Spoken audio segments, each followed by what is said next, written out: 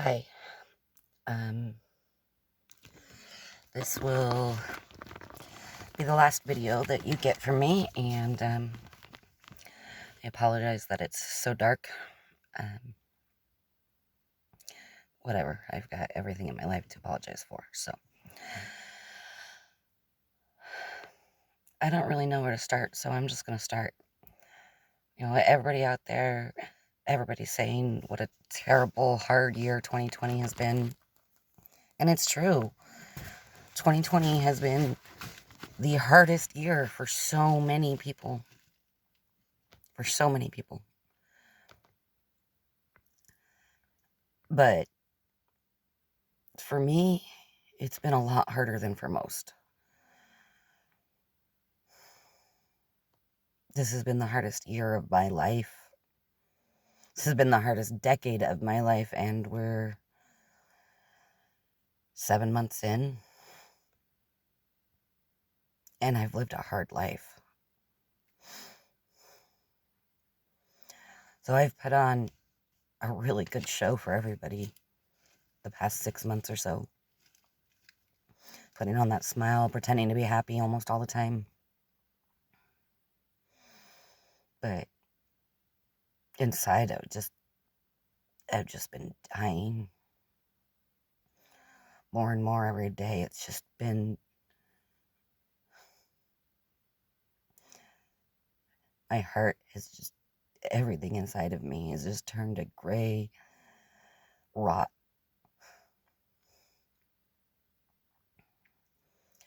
So on January 1st, my husband walked out on ice on me and my kids and my dad, all of us. And took my dad's rent money, my rent money, and didn't pay the rent, so we got evicted. My dad and my oldest son were able to move in with family, and my youngest son was sent to stay with a teacher so he could stay in school, and I went to live in my car.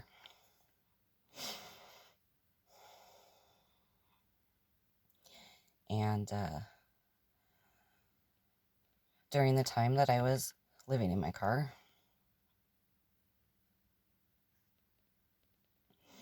I mean, I was just trying to survive.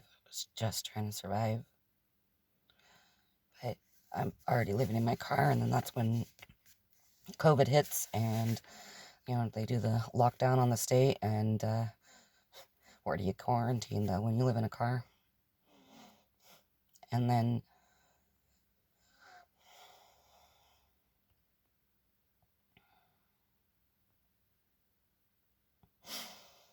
right after the lockdown happened, I managed to put myself in a really bad situation, and I got raped. And at the time, I had about 8.5 years clean. But I didn't want to have to think. And I went to the gas station and I bought myself a 6-pack of Mike's Hard Lemonade and went and parked my car in the parking lot at work where I slept. And it only took 2 for me to pass out. I guess that's what happens after 8.5 years of not drinking. And I passed out drunk. Woke up the following morning and, not a lot of room to stretch or be comfortable in a car. So I got up and I went to the truck stop and washed myself and dressed and went to work. I didn't tell a lot of people. I told my brother-in-law, and I told a couple of coworkers, and I told one manager at work about the rape. More people knew that I was living in my car.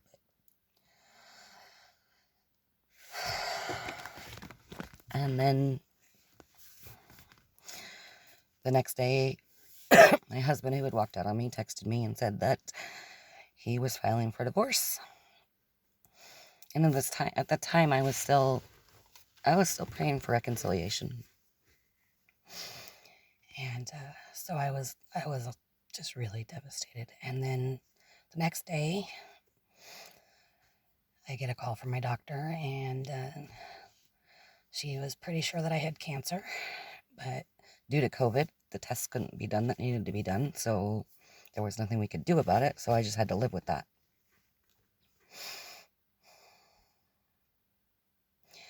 And that was my life until April of this year. Living in the car, going to work at night, working overnight, and sleeping in the car in the day. Made sure you all had toilet paper, though.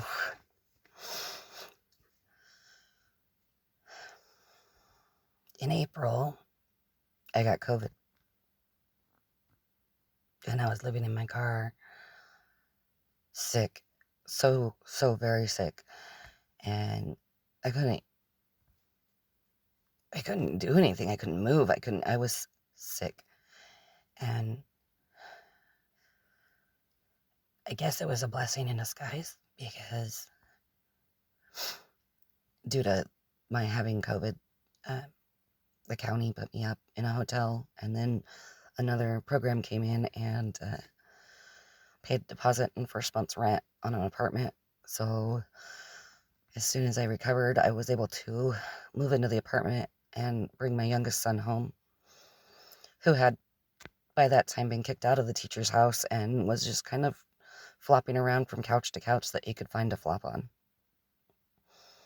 as a freshman in high school. Until they closed the schools down, and then he went to live with family as well. Anyway, we got into our apartment, and for a moment, I thought, this is awesome. We have a place to live now. It's all going to work out.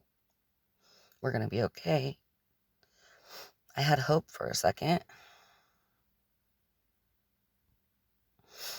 I even started dating again. And I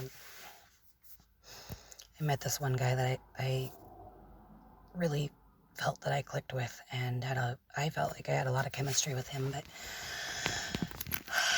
he didn't have the same feelings, and he wanted it to just be a sex thing, which was fair. He was always honest with me about it. He never lied to me about it, which was so refreshing after coming from a marriage that was all nothing but lies. So I knew where he stood from the very beginning, and kind of hoped he'd change his mind. We both knew that too, but he didn't, and that's that. And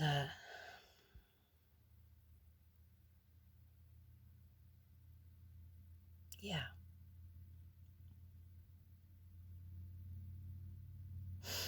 So during this time, I've been working and being a single mom to my youngest son, and just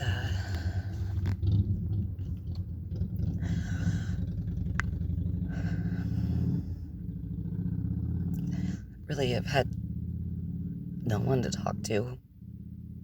My mother-in-law calls a lot. We talk, but I have to keep it light with her. I can't tell her all the terrible things that are happening. I try to hide it from her.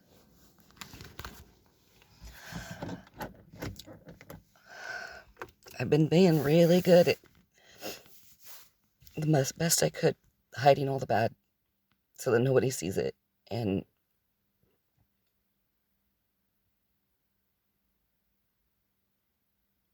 I've had my moments where it shows, but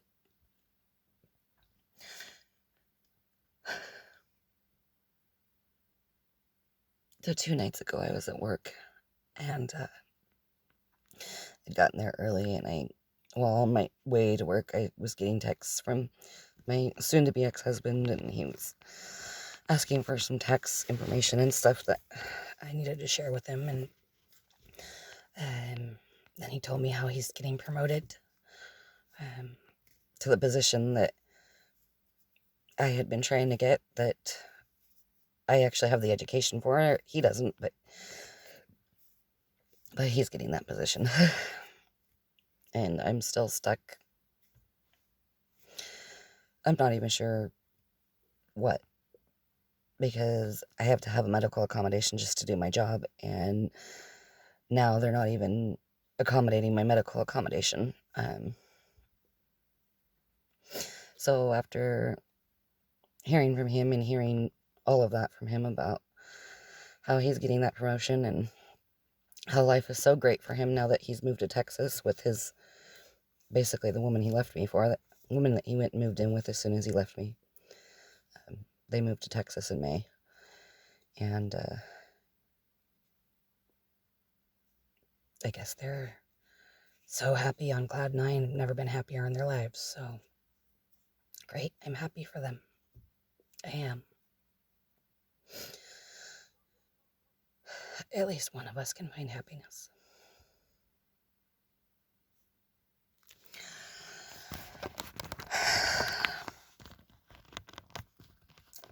Then I get a text from the guy that I had been dating, and he's basically calling everything off now. He said he doesn't want what we're doing to ruin our friendship. But, you know what that means, because that's all it's been, is just the sex. So I'm not fooling myself into thinking that I'll ever hear from him again, because I know I won't.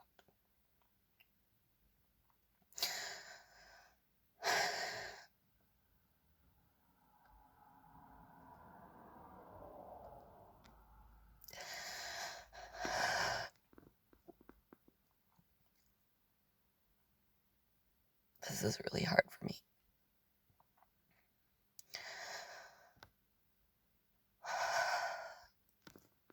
Last night at work, I kept getting pulled out of basically the place where I was put to work because of my medical accommodation, and so that I was medically able to do my job. I'd been assigned into this one place, and I went on my break, and I come back from break, and somebody else is now put in there from another department. Their manager put him in there, like, as if I didn't even exist, and then I had no place to go. And I had to go to HR, get my manager involved. My manager came in and assigned me basically the only other station there that would meet my medical needs. And I went and worked in that one until lunchtime, and I went to lunch. And when I come back from lunch, the same manager that had done it before had put somebody else in my station again, and I had no place to go. And I went to find my manager, and he was gone to lunch. So I went to HR, and basically they told me I could call the ERC, and that's all I could do. And so I went in my car, and I called the RC, and the guy that I talked to had a really heavy accent and wasn't even listening to what I was trying to say, and he just told me that I'm still on a leave of absence, therefore I can't even have a medical accommodation, so I can't complain about them not giving me the accommodation because I'm on a leave of absence. And I asked to speak to a supervisor, and he told me there was no way for me to be able to speak to a supervisor.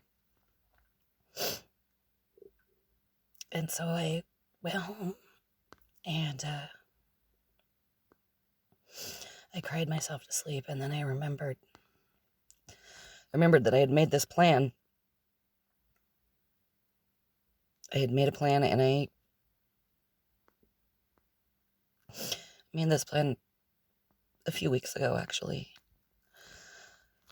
But now it's time. It's time. So I messaged my son's father and my mother-in-law both, and I asked either of them to please take my son for me. I messaged a coworker, and I asked her to please find a place for my dog.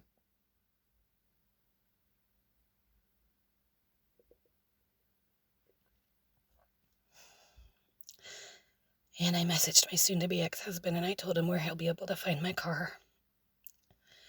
And I gave him the unlock code for my phone, which will be in my car.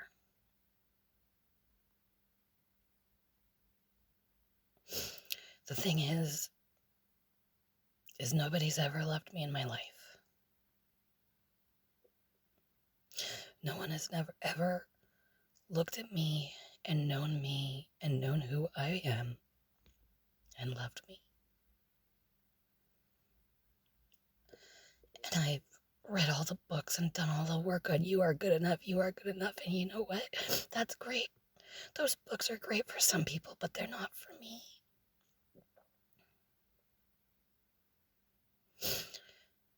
My own family won't even come to visit me. They won't even return my phone calls. Hell, they won't even reply to a freaking text message.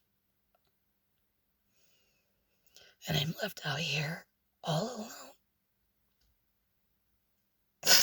trying to struggle and juggle and rob Peter to pay Paul just to make sure my son has food when I'm not even making enough money to cover the rent.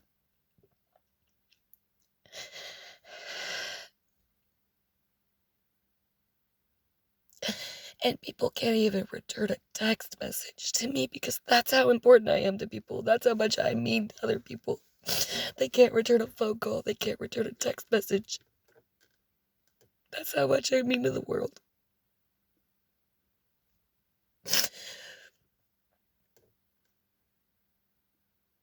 All I've ever wanted my entire life, since as long as I can remember, the one deepest desire in my heart I've ever had was for someone to love me. My parents never loved me. I think my mom tried. I really do think she tried, but I think that I was just too difficult for her. I don't think my dad even tried. I think my dad just was resentful that I was this child he didn't want, that was just this burden placed upon him. I don't think he ever even tried to love me. I don't think he ever even wanted to.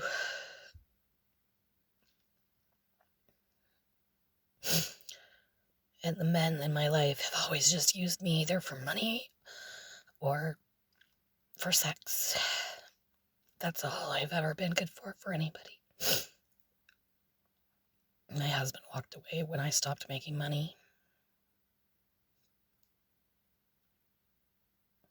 And with all of this going on, last night I get a message on Messenger from a guy that I've known for a while, probably 7 years, and that I've always had an attraction to and, a little back of my mind crush on, and he told me that he'd always been attracted to me too, and then starts talking about friends with benefits. And I just can't go there. I just can't do that anymore. Because that's not what I want. I want somebody to know who I am and to love me. Not my body, not my bank account, not my hair when it's one way, not my gigantic, oversized breasts that just cause problems for me, or my gigantic, oversized butt that...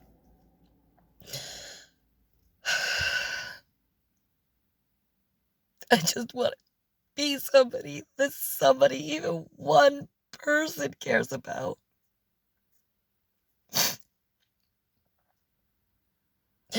And I made a post on Facebook last night letting people know that I'm done with chasing everybody.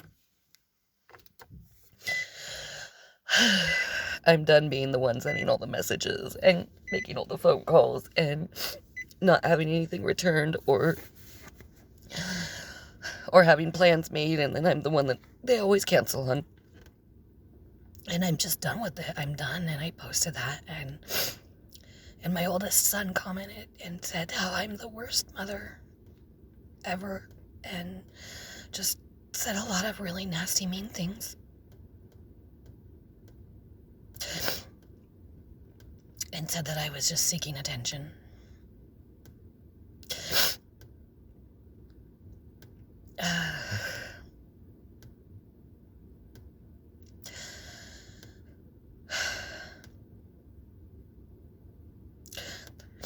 This is a struggle that nobody should have to go through alone.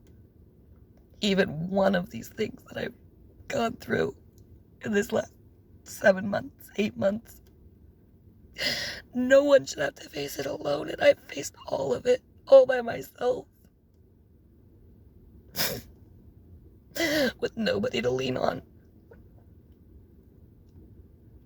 And I'm done. I'm so done. I'm just done. What is the point anymore of this struggle? What is the point anymore?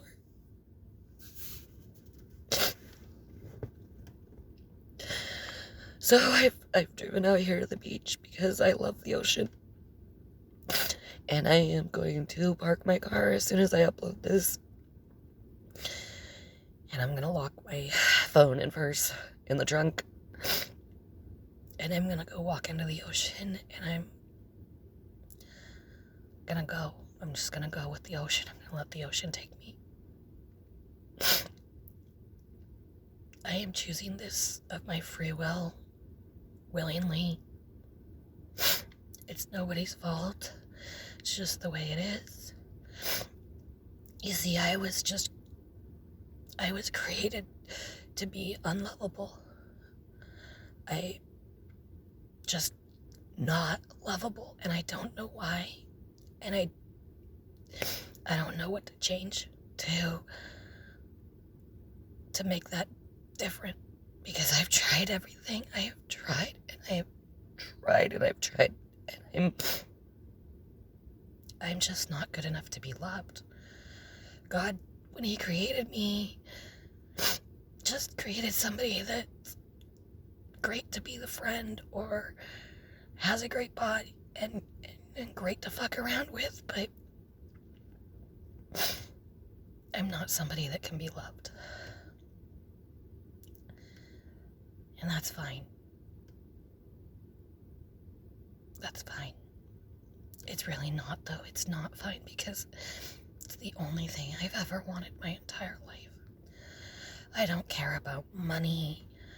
I don't care about fame. I don't care about all these things that so many other people care about. I don't care about that. The only thing I've ever cared about, the only thing I've ever wanted,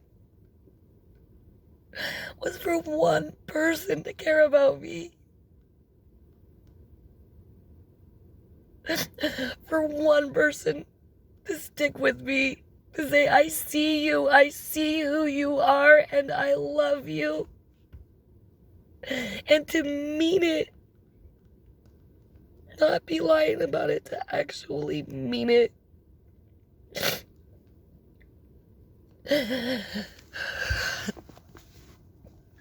But that person doesn't exist. Because when God created me, he created somebody who was unlovable.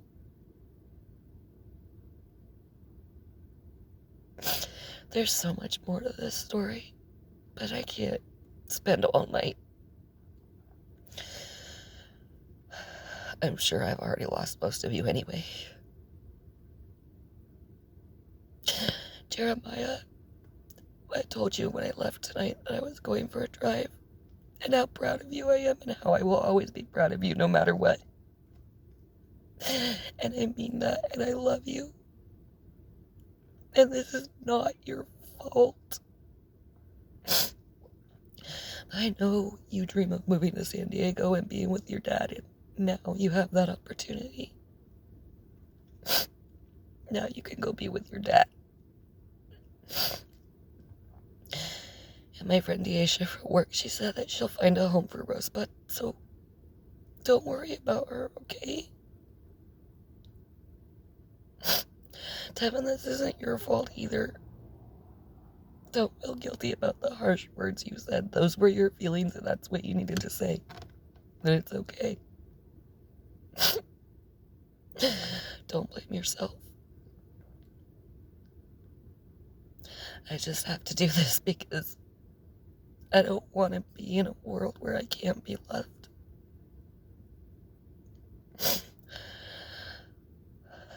I've been struggling and fighting to hang on for so long now, and I don't have it left in me. I hope you boys will do something spectacular with your lives.